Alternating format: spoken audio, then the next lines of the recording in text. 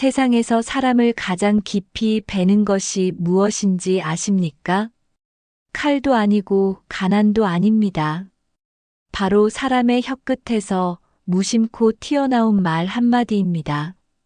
옛날 옛적 남쪽 바다를 끼고 자리한 작은 포구 마을에 도연이라 불리는 사내가 살고 있었습니다. 나이는 30을 훌쩍 넘겼으되 혼인도 못하고 키는 작고 등은 굽었으며 얼굴엔 늘 땀과 그림자만 가득했지요. 그의 집은 마을 끝자락 바위 틈에 걸친 듯한 초라한 움막이었습니다. 지붕은 해풍에 벗겨져 비가 오면 이내 물이 새었고 벽은 소금기에 사가 손만 대도 우수수 떨어져 내렸습니다. 아침이면 그는 남들보다 먼저 일어나 바닷가로 나갔고 저녁이면 남들보다 늦게 돌아왔습니다. 하나 그가 벌어오는 것이라곤 겨우 하룻밤 죽 한 그릇 값에 불과했습니다. 마을 사람들은 그를 볼 때마다 입을 놀렸습니다. 태생이 안 된 놈이라 했고 말도 느리고 손도 굼뜨다 했으며 저런 놈은 바다에 던져도 고기밥밖에 안 된다 했습니다. 아낙네들은 우물가에서 빨래를 하다가도 그가 지나가면 수군거렸습니다. 30이 넘도록 장가 한 번 못 가는 걸 보면 전생에 무슨 죄를 지었을 거라 했고 저런 놈과 인연 맺으면 집안이 망한다 했습니다. 사내들은 술자리에서 그를 두고 웃었습니다. 몸은 작은데 겁은 산만하다 했고 배 한 번 제대로 못 몰면서 아는 척만 한다 했습니다. 심지어 아이들조차 그를 보면 손가락질을 했습니다. 꼽추 아저씨라 부르며 뒤에서 돌을 던지기도 했습니다. 그 말들은 칼처럼 도연의 가슴을 찔렀습니다. 하나 그는 대꾸하지 않았습니다. 그저 고개를 숙이고 바다로 나갈 뿐이었습니다. 도연에게는 배를 모는 기술도 큰 힘도 없었습니다. 그물을 던지면 남들보다 늦게 던졌고 노를 저으면 남들보다 느리게 저었습니다.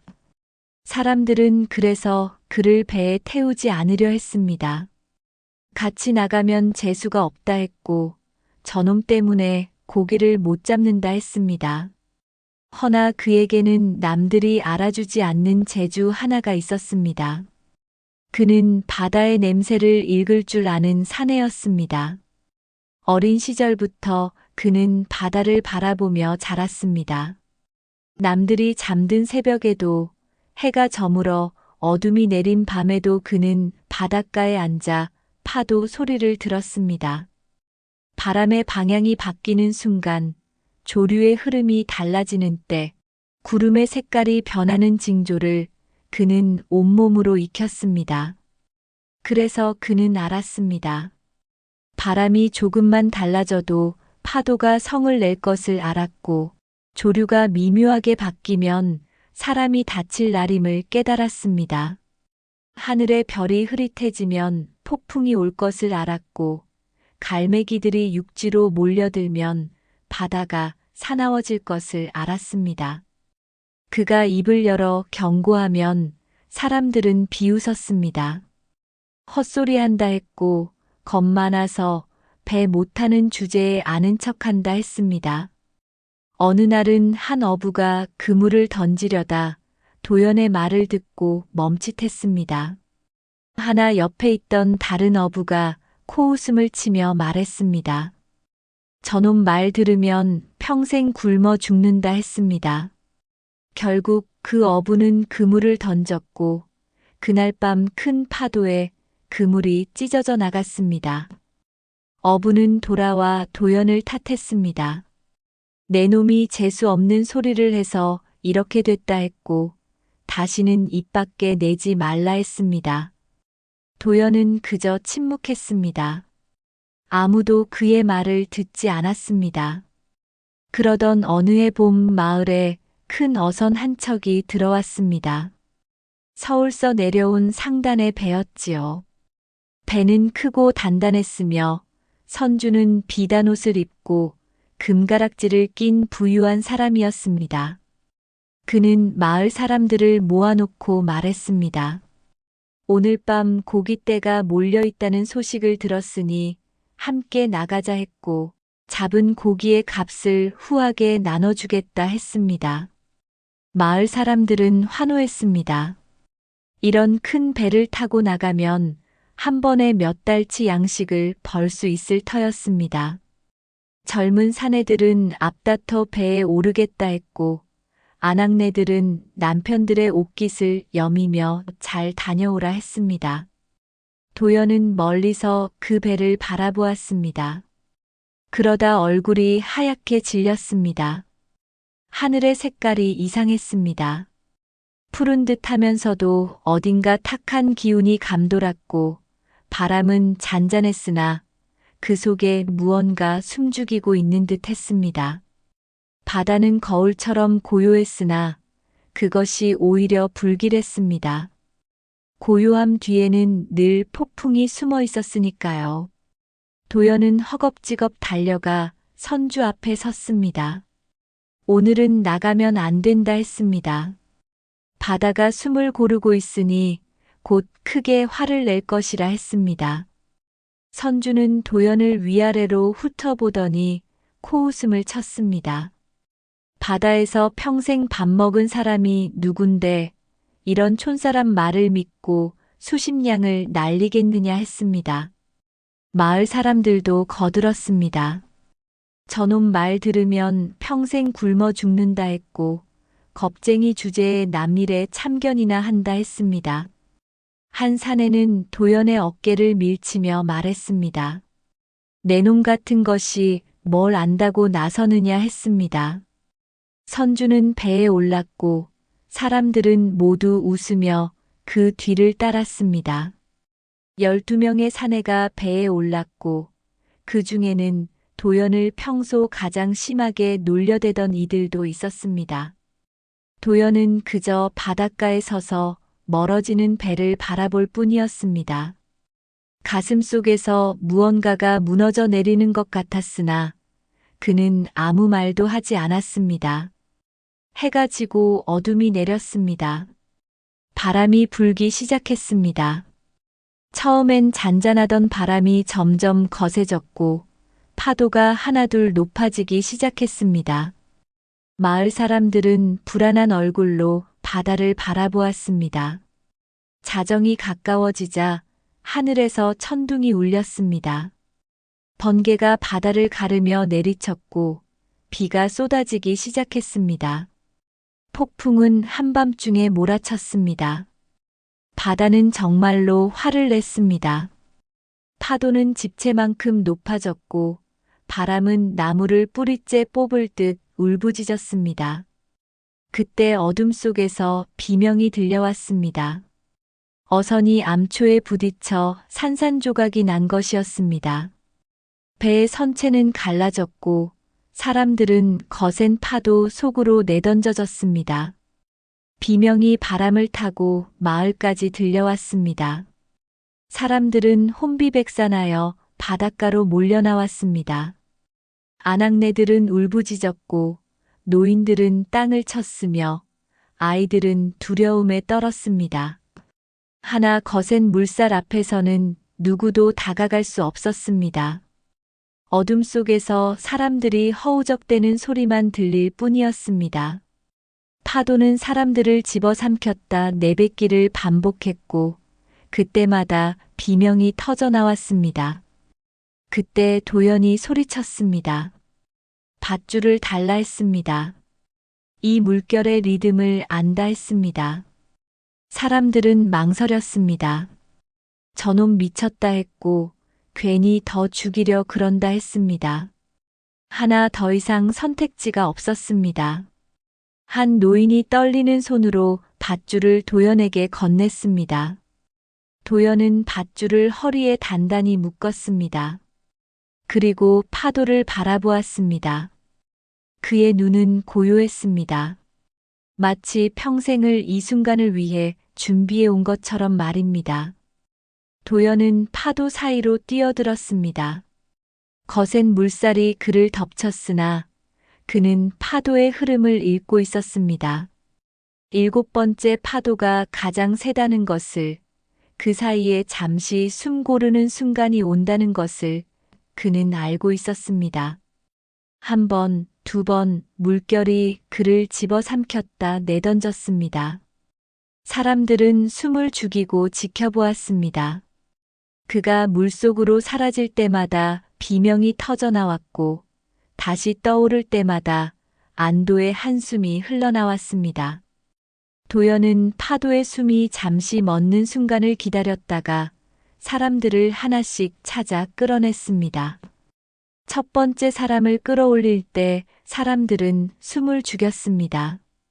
두 번째, 세 번째를 끌어올릴 때 사람들은 떨리는 손으로 밧줄을 당겼습니다. 네 번째, 다섯 번째를 끌어올릴 때 누군가는 무릎을 꿇고 하늘에 빌었습니다. 밤은 깊어갔고 폭풍은 더욱 거세졌습니다. 도연의 몸은 파도에 부딪혀 상처투성이가 되었으나 그는 멈추지 않았습니다. 6번째, 7번째, 8번째. 그렇게 밤새도록 도연은 바다와 싸웠습니다. 그의 팔은 밧줄에 쓸려 피가 흘렀고 다리는 암초에 긁혀 살점이 벗겨졌으며 입술은 소금물에 갈라져 터졌습니다. 하나 그는 포기하지 않았습니다. 새벽이 밝을 무렵 배에 타고 있던 12명 중 10명이 살아나왔습니다. 도연이 마지막 사람을 끌어올리고 모래밭에 쓰러지자 사람들은 그제야 그의 이름을 불렀습니다. 도연이라 불렀습니다. 꼽추 아저씨가 아니라 재수 없는 놈이 아니라 도연이라 불렀습니다. 동이 트고 폭풍이 잦아들었습니다. 살아남은 이들은 모래밭에 누워 숨을 몰아쉬었고 마을 사람들은 그 주위를 둘러싸고 서 있었습니다. 선주는 온몸이 떨리는 채로 도연에게 다가왔습니다. 그리고 그의 앞에 무릎을 꿇었습니다. 목숨을 구해준 은혜를 평생 잊지 않겠다 했습니다. 자신이 사람을 보고 판단했다 했고 혀가 너무 빨랐다 했습니다. 도연은 그저 고개를 끄덕였을 뿐입니다. 그날 이후 마을의 말이 바뀌기 시작했습니다. 저 인간이 아니라 저 사람이라 불렀고 바다를 두려워한 게 아니라 존중했던 것이라 깨달았습니다. 사람들은 도연의 집 앞에 찾아와 머리를 숙였습니다. 지난날의 말을 용서해달라 했고 이제부터는 그의 말을 믿겠다 했습니다. 도연은 담담히 그들을 맞이했습니다. 원망도 하지 않았고 자랑도 하지 않았습니다. 그저 늘 그랬던 것처럼 고개를 숙이고 바다로 나갈 뿐이었습니다. 며칠 뒤 도연에게 낯선 노인이 찾아왔습니다. 온몸에 소금기와 세월이 묻은 노인이었지요. 그는 한때 조정에서 수군을 이끌던 장수였으나 이제는 바다를 떠도는 늙은이가 된 사람이었습니다. 노인은 오래도록 도연을 바라보다가 입을 열었습니다. 자네는 늦게 핀 소나무라 했습니다. 바람에 먼저 흔들리지 않으니 결국 가장 오래 서는 나무라 했습니다. 그리고 말했습니다. 자신이 연안 항로를 관리하는 관청에 아는 이가 있다 했습니다.